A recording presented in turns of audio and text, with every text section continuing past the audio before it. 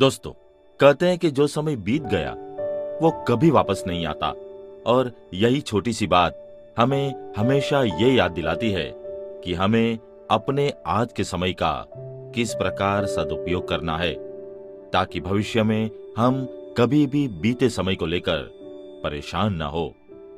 हर किसी को समय के महत्व को समझना जरूरी है। दोस्तों, आज के जीवन में व्यक्ति दिन भर धन कमाने के लिए भाग दौड़ करता है। दरअसल जीवन के लिए धन की बहुत आवश्यकता होती है, इसीलिए व्यक्ति धन कमाने के लिए हर संभव प्रयास करता है। चाणक्य ने भी अपनी नीतियों में धन को लेकर कई नीतियां बताई है। चाणक्य के अनुसार व्यक्ति को धन कमाने के चक्कर में 3 चीजों का साथ कभी नहीं छोड़ना चाहिए, वरना व्यक्ति कंगाल होने की कगार पर पहुंच जाता है।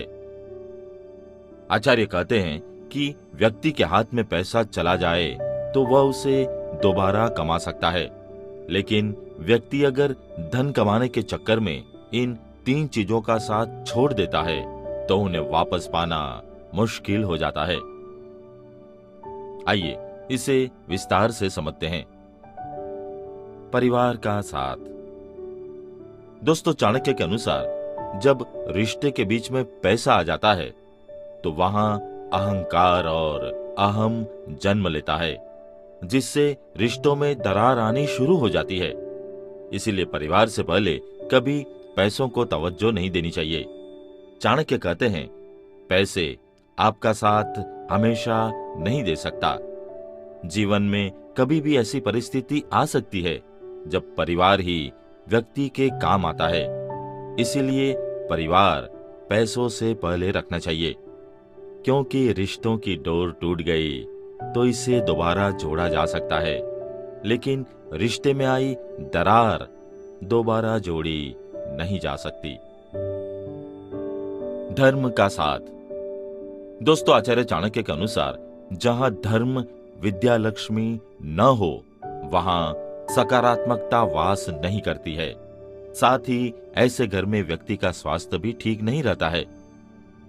चाणक्य के अनुसार धर्म रहित व्यक्ति शून्य के समान है। आचार्य कहते हैं कि धर्म का त्याग नहीं करना चाहिए। जो व्यक्ति पैसों के लिए धर्म का साथ छोड़ देता है वह अपनी प्रतिष्ठा को भी खो देता है। इतना ही नहीं, जो व्यक्ति लालच करेगा वह अधर्म के रास्ते पर चलने लगता है।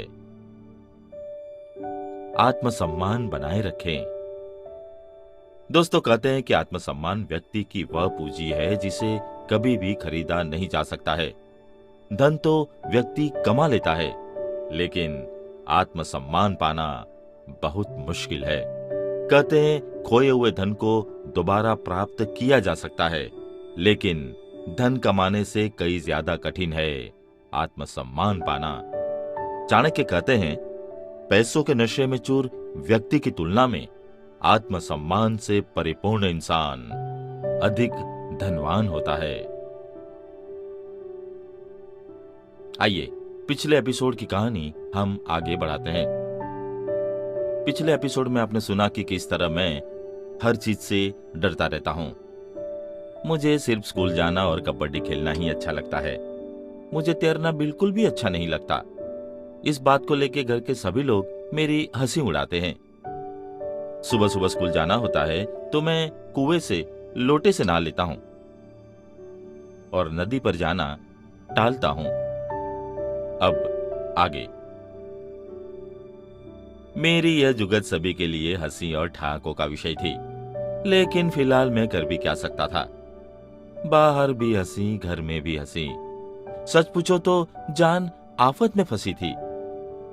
उन दिनों जंगल में गाय भैंस चरा कर लौटते हुए चरवाहों के हाथों में टेसू के फूलों को देखकर मेरा मन उछल रहा था। आम के पेड़ों पर आ रहे बेर, पक रही गेहूं की बालियां और कोयलिया के कुहू ने मन में उमंगों का सागर उड़ेल सा रखा था। फागुन है, जल्दी ही होली के बाद इम्तिहान हो जाएंगे। फिर लंबी छुट्टी। मैं तो छक्कन काका की बगिया की खटिया में पड़ा रहूंगा और फिर शाम को होगी धमाकेदार कबड्डी। मैं बड़े उत्साह से आज यह सब माँ से कह रहा था कि बीच में बड़े भैया बोल पड़े, और सुबह रोज ही नदी पर नहाने चला करोगे ना, यह भी तो कहो। बड़े भैया की बात सुनकर मुझ पर जैसे सांप लौट गया। देखो माँ। तुनकते हुए मैं चुपचाप मुंह औंधा कर खाट पर पड़ गया। मैंने सोचा, बड़े भैया कहते तो ठीक है, छुट्टियों में तो रोज ही जाना पड़ेगा नदी पर। रात भर में यह सोचकर परेशान होता रहा। बापू, इस बार की छुट्टियां मैं मामा के घर बिताऊंगा, देखो ना मत कहना। सुबह आंख खुलते ही मैंने अपने मन की बात कह दी। मामा शहर में रहते थे, सब कुछ अनोखा था वहां। शाम को तिवंजिले पर खड़े होकर देखो तो जगमगाहट भरा शहर परीलोक सा लगता है, और रात 11-12 बजे देखो तो चलते बल्बों से लगता है जैसे आसमान धरती पर उतर आया हो। मैं यह सारी बात सोचकर बहुत खुश हो रहा था। छुट्टियों में बापू मुझे मामा के घर छोड़ाया, मगर दिन मस्ती में नहीं बीत रहे थे। वहां कोई कष्ट मिलता हो ऐसी बात नहीं थी। वह तो मेरा ही डरपोक स्वभाव उन सबके लिए हंसी का विषय बन जाता था।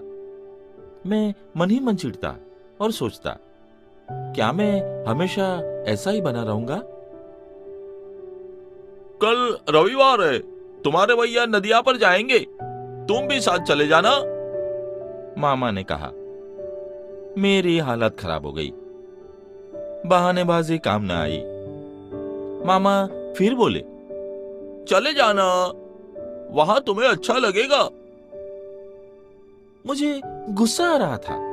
ये भैया भी अजीब है, एमए है, अच्छी नौकरी पर है, अच्छा घर है, फिर भी नदी पर जाते हैं। लेकिन अगले दिन मुझे खुद पर हंसी आई। जानेंगे तो आपको भी आएगी। भैया नदी पर नहीं, नदीपुर जा रहे थे। वह एक कस्बा था, तीनों ओर नदी होने के कारण उसे नदीपुर कहा जाने लगा था। मेरी जान में जान आई। भैया के पास मोपेड थी, उन्होंने स्टार्ट की, मैं पीछे बैठ गया। भैया मोपेड चला लेते हैं, उन्हें डर नहीं लगता। मैं तो साइकिल भी नहीं चला पाता। डर जो लगता है। एक बार चलाने की कोशिश की थी तो गिर पड़ा था। सब लोग खूब हंसे थे। तभी से दोबारा मैंने कोशिश ही नहीं की। मोपेड तेज भाग रहा था। मैंने पिछला हिस्सा कसकर पकड़ लिया था। मुझे कहना पड़ा, भैया धीरे चलाइए ना। भैया कोई उत्तर देते उसके पहले जोर से चीख सुनाई दी, बचाओ बचाओ। भैया ने तेज ब्रेक के साथ मोपेड रोक दी। मोपेड पुल पर थी। मैंने देखा कोई डूब रहा था। भैया ने एक झटके में मोपेड खड़ी कर दी। मैं तो बस उनका चेहरा तक रहा था कि वे पुल से नीचे ही कूद गए। मेरा मुंह खुला ही रह गया। दिल की धड़कनें तेज हो गई। भैया ने तैरते हुए उसे जल्दी से पकड़कर पीठ पर लादा और किनारे आ गए। उसे पेट के बल लिटाकर पेट का पानी निकाला। कुछ ही देर में उसे होश आ गया। मुझे बड़ा अजीब लग रहा था। भैया की जगह कहीं मैं होता तो? बस आंखें फाड़कर उसे डूबता देखता रहता। इसके सिवा मैं कर भी क्या सकता था? जितना ज्यादा ज्ञान हो, हुनर हो, जितने तौर तरीके आपके पास हो, उतना ही अच्छा है। वक्त पर सब काम आता है, भैया ने कहा। मेरे मन का डर अब न जाने कहां गायब हो गया था। मैं सीखूंगा, करूंगा, मैं सब करूंगा। वह सब करूंगा जिसकी सुविधाएं मुझे हैं। मन ही मन मैंने यह संकल्प कर लिया। छुट्टियां बीत गई। एक नए जोश के साथ मैं गांव आ गया।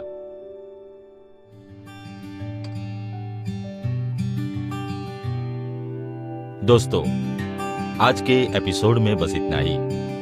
अगले एपिसोड में फिर मुलाकात होगी, फिर बातें होगी। तब तक के लिए नमस्कार।